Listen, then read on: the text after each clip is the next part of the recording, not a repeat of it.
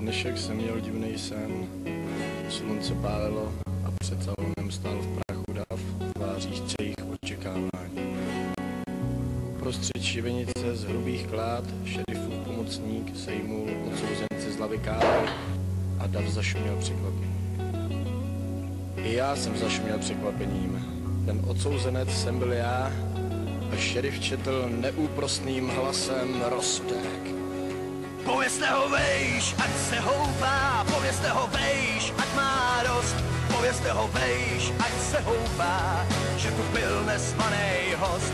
Povězte ho, že byl jinej, že tu s náma dýchal stejnej vzduch. Povězte ho, že byl línej a tak trochu dobrodruh. Povězte ho za El Paso, za snídaní v trávě a lodní zvon, za to, že neoplýval krásou, že měl country rád a že se uměl smát i vám.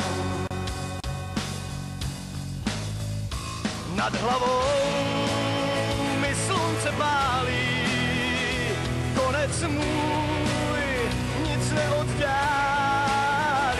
Do mých snů se dívám stále a do uší mi stále zní tahle píseň poslední. Povězte ho za tu bankou, který zruinoval svůj vklad, za to, že nikdy nevydržel na jednom místě stát.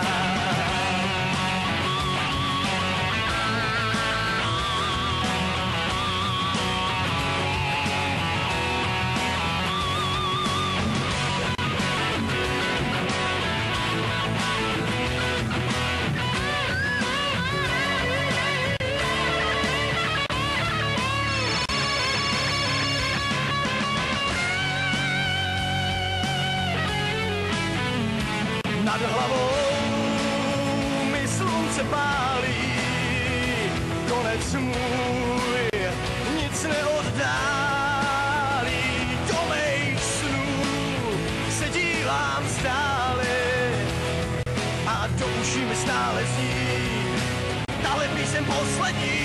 Povězte ho vejš, ať se houpá, povězte ho vejš, ať má dost.